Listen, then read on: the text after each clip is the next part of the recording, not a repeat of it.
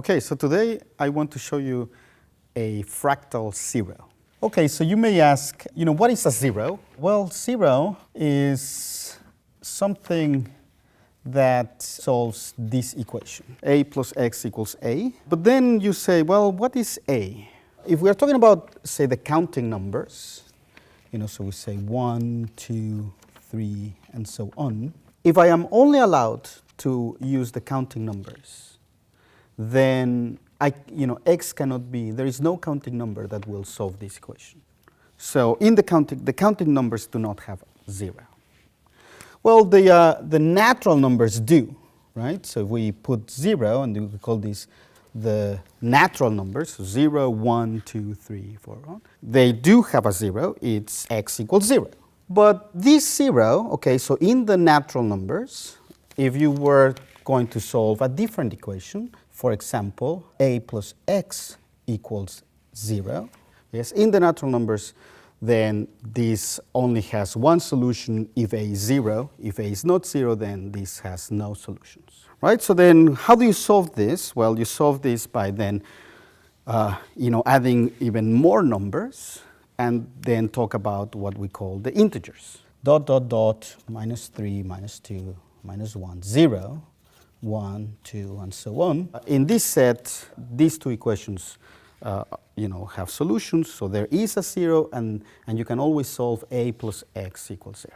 Today I will show you a different type of numbers, okay, that have this very special 0 that looks like a fractal, okay? And these new numbers that I will talk about, they are called sandpiles. So what is a sandpile? So this is it's going to be a 3x3 grid, okay?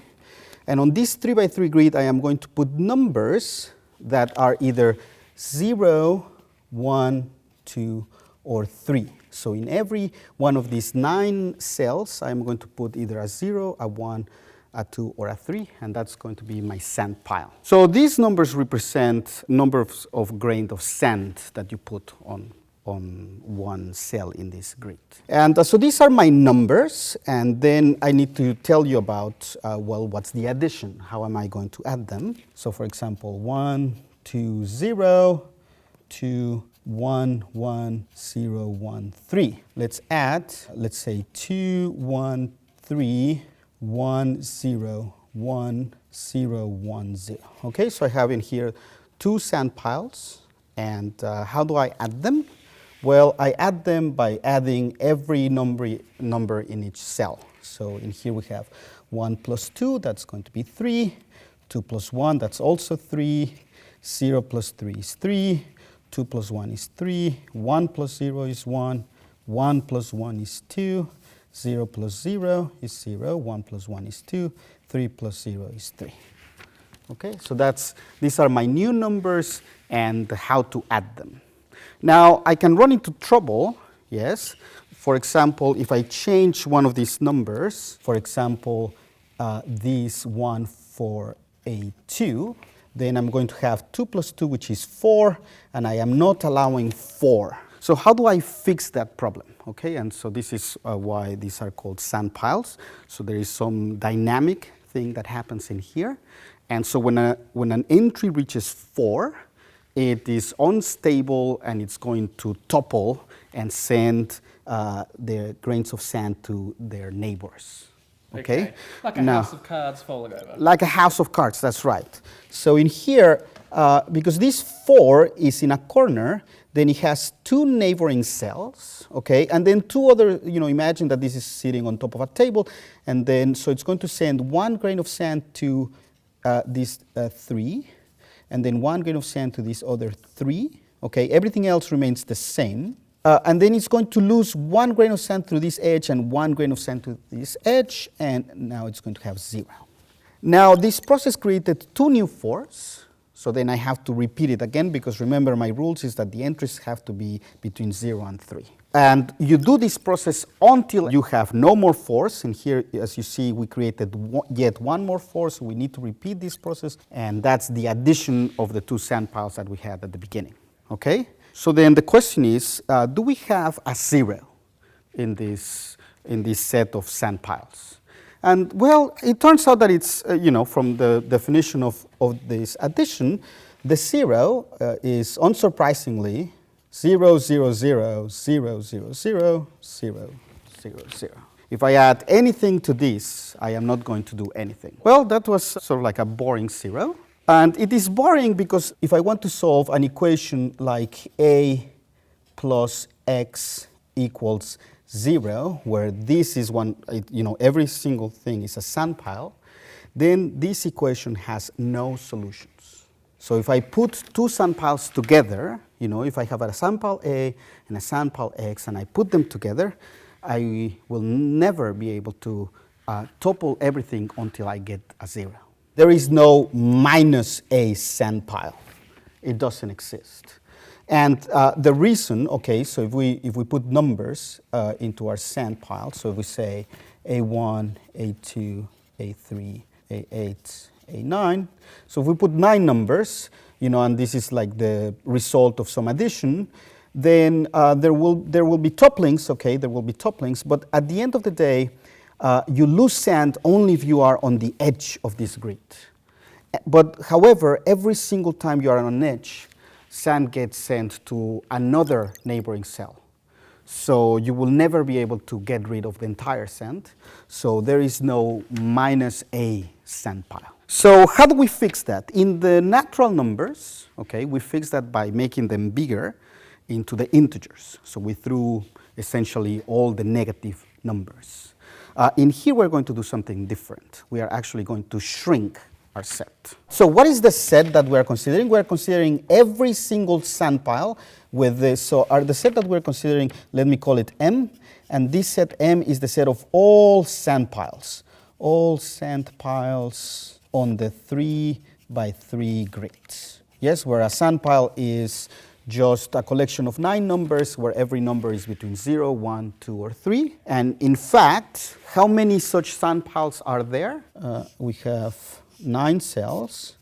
This cell can be a 0, a 1, a 2, or a 3, so it has 4 possibilities. This cell has also 4 possibilities. This cell has 4 possibilities as well. So basic counting says that we have 4 to the 9 total sandpiles, and this number happens to be 262,144. So this is the set of all sandpiles. And now we are going to shrink it. Okay, so we are not going to consider all the sandpiles. We are just going to consider a smaller collection of them. And that smaller collection is the collection of sandpiles that I can obtain by starting with the old 3s. Yes, the old 3s is the sandpile that has the most sand. Okay, and then I'm going to add whatever I want to add to it. And when I'm done, the resulting sandpile is going to be in my new collection. Okay, so the new collection, the smaller collection, is all the sandpiles that I can obtain from the old 3s by adding extra sand and then toppling. So for example, if I add just 1 grain of sand in the center cell, then I have everywhere 3s except a 4 in here. Oh, you're going to start some big toppling now. Yes, so I start toppling, and so this 4 is going to send 1 grain of sand to each of its 4 neighbors. So 3, 4, 3, 4, 0, 4, 3, 4, 3. I have now 4 unstable vertices. I can topple them all simultaneously. So each of them is going to lose 4 grains of sand, so now they are going to be zeros. They are going to send, each is going to send 1 grain of sand to the center, so now the center has 4 grains of sand again. And the corners will receive 1 grain of sand from one side and 1 grain of sand from the other, so now the corners have 5.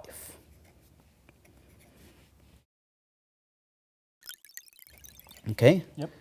And we need to repeat this process. This 4 is going to send 1 grain of sand to each of its neighbors. Now it has 0. The corners are still 5. We topple the corners, and we get, they are going to lose 4 grains of sand, so each corner will have 1 at the end. And then this number is going to get 1 grain of sand from here, 1 grain of sand from these other 5, so now they're going to be 3s. So that is part of my new set. This is part of my new set, correct. Yes. So this new set, okay, has many sand piles. You know, the original set had 262,144. Our new set, so this set that I'm going to call S, which is the sand piles arising from the old 3s. It's much smaller. It's about a half. It's half as big. It has more or less 100,000. Now, we have one big problem in here. And the big problem is that the 0, 0, 0, 0, 0, 0, 0, 0, 0 is not in S. Because, you know, we start from max, we add sand to it, we are never going to get rid of all the sand. So this 0 is not in our sub-collection. So we lost our 0. We wanted to find sort of the minus sand pile, and now we have even a bigger problem, which is we don't have a 0. However, let me show you just a couple. These computations, as you can see, they take a little bit of time. So let me show you just a couple more computations, okay? Okay. So it turns out, okay, that the all 2s is in S. It is, you can get all 2s. You can get the all 2s. So these all 2s is the all 3s plus 1, 3, 1, 3, 3, 3, 1, 3, 1. And also, let me show you another one, another element that is in S. So this element 2, 1, 2, 1, 0, 1, 2, 1, 2 is also in S. So now I'm going to add these two new sand piles that are in S, okay? So I'm going to add the 2, 2, 2, 2, 2, 2, 2, 2, 2. So the all 2s plus this new element that we got, 2, 1, 2, 1, 0, 1, 2, 1, 2. If I add them, then I get a 4, 3, 4, 3, 2, 3, 4, 3, 4. Yes, and I have 4s in the corners, so I'm going to topple them. And so each of the 4s is going to lose 4 grains of sand, so now I'm going to have 0s in the corners. And then this 3 is going to receive 1 grain of sand from this 4, another grain of sand from this other 4, so now they're going to be 5s, and I still have a 2 in the center. Okay, so now all the 5s topple, and they are going to lose 4 grains of sand, so all the 5s are going to be now 1s.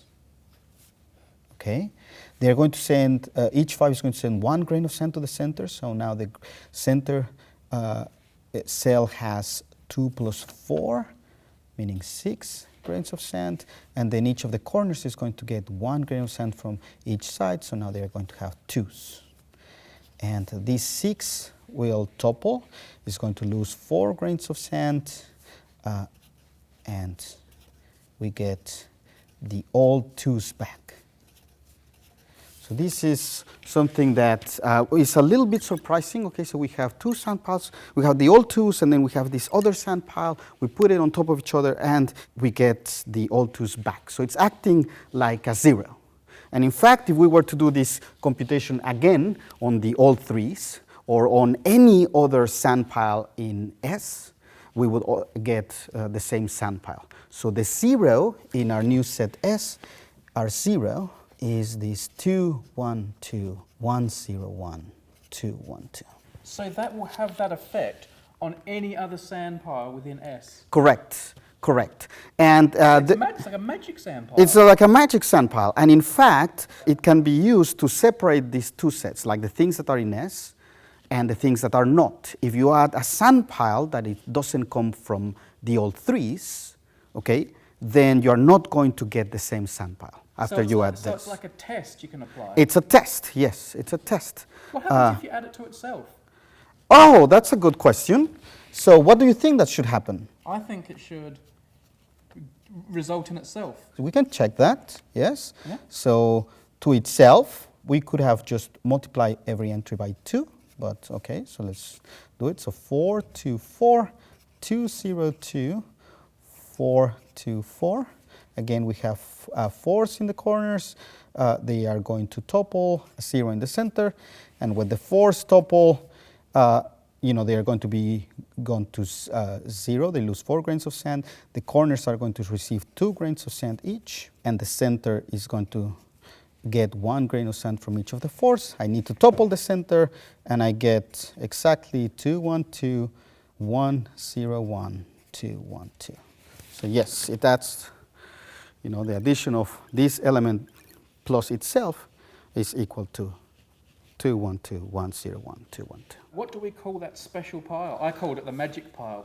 What's its proper name? Well, we call it the identity SANDPILE, but it's also the 0 of this set. So we indeed call it a 0. Let me show you yet one more beautiful property of this 0. Remember at the beginning we had these equations A plus x equals 0. Now our 0 is this 2, 1, 2, 1, 0, 1, 2, 1, 2. It turns out that in S we can always solve these equations. So there is always a minus SANDPILE on S. We can always solve this equation. So this set S has, it behaves in sort of like the integers. It has a 0, but it also has, these additive inverses, this minus a SANDPILE. If we start from the all 3's, right? So what could I add here to the all 3's to get to this 0 SANDPILE? So is there such a thing as minus a SANDPILE, something that I add to the 3's to get to 0? Well, let's see. So if I add 3, 3, 3, 3, 1, 3, 3, 3, 3, I get the 0 SANDPILE. So in this very specific set we created, this is a negative SANDPILE. That's right. This is minus the all 3's. This is what I add to the all 3's to get to the 0.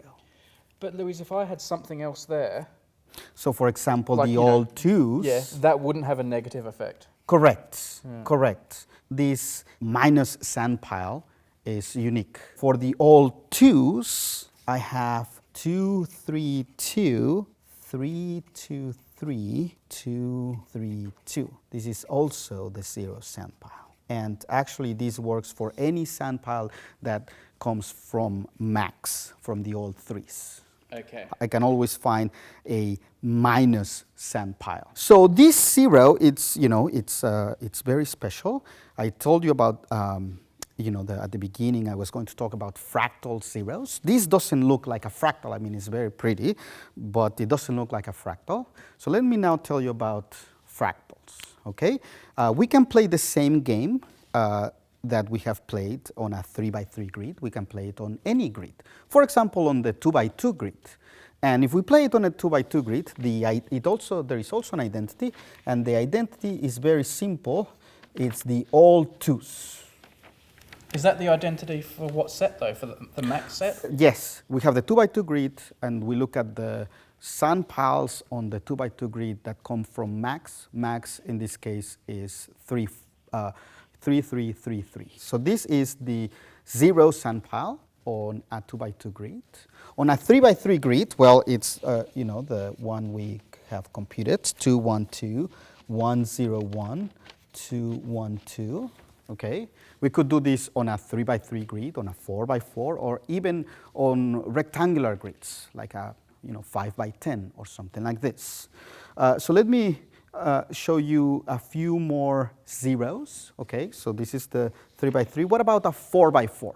How does it look like? 2, 3, 3, 2, 3, 2, 2, 3, 3, 2, 2, 3, 2, 3, 3, 2. They always have to have some symmetry because we are, the grid itself, it's very symmetric. So we can continue doing this. We can, let me show you maybe one more or a few more. Let me show you the 5x5, okay? So the 5x5 is a 2, 3, 2, 3, 2, 3, 2, 1, 2, 3, 2, 1, 0, 1, 2, 3, 2, 1, 2, 3, 2, 3, 2, 3, 2. So they have some structure, okay, as you saw they are symmetric, and there is actually an algorithm to compute every single one of these zeros for any rectangular grid. So, but this algorithm is, not an algorithm, for small cases it produces them very fast, but in very large grids it will take, maybe a lifetime to compute this. But we can compute, let's say, for example, a 400 by 400. Okay, so let me show you the picture. So this is the 0 sandpile on a 400 by 400 grid. And it's full of colors. So let me explain to you the colors. The black means 0 grains of sand. The yellow means 1 grain of sand. The blue means 2, and red means 3. And as you can see in this picture, there is, yes, a lot of symmetry, but then there is also this fractal structure that they have. And in fact, so this is something that is very interesting to people, to try to describe exactly what type of fractal structure do we have. So if I had a 1 million by 1 million grid, I would find this somewhere within it? Correct, yes. And so we know a few things about this type of fractals, but not a lot. Okay, so roughly, so you may ask, for example, what is the density of this picture? So how many grains of sand, in average are on a cell? And well, it has to be less than 3. It turns out that it has to be bigger than 2, okay? And it's more or less 2.1. Okay, it's close to 2.1, so it's really not 2. In fact, we can, generalize this, I showed you how to do this with grids, but we can do this with other type of grids, like hexagonal grids and triangular grids, and get different zeros, different sets. We could even play this game with an infinite grid. And very interesting things happen when you play on infinite grids. Would you like to see? So what I'm going to show you is an image created by Wesley Pegden, where you have an infinite grid, and then you put lots and lots of sand to one cell, and then you topple and see what happens. So in this case, we're going to put 2 to the 30 number of grains of sand in one cell, and then we're going to topple and see what happens. And the picture that we get is, this type of picture. It's also, fractal. Blue is 0. This is played on an infinite grid, so when you topple, you're going to reach there is going to be some perimeter, and then after that, you're not going to have grains of sand. So 0 is blue, then a lighter blue is 1, yellow is 2, and red is 3. It's very interesting that, the picture that you get looks sort of like a circle. So this avalanche doesn't just send grains of sand everywhere, but it sort of like preserves this circular structure. And we can even zoom in this picture and see what happens. So we can zoom in, and you see that there is this sort of fractal type structure, and things that only by looking very, very close we see that very intricate things are happening. Right, so we can play this with different types of grids. This is, a triangular grid, and this is, again, putting lots and lots of grains of sand in one cell and then toppling. And in here, we have more neighbors per cell, so our max, before we topple, we can put larger piles of sand. So in here, we can put all the way up to 5. And that is stable. So we have more colors, and then it produces this type of also fractal looking picture. Point goes back to itself. So we know that this point is on the straight line because it intersects the circle of inversion.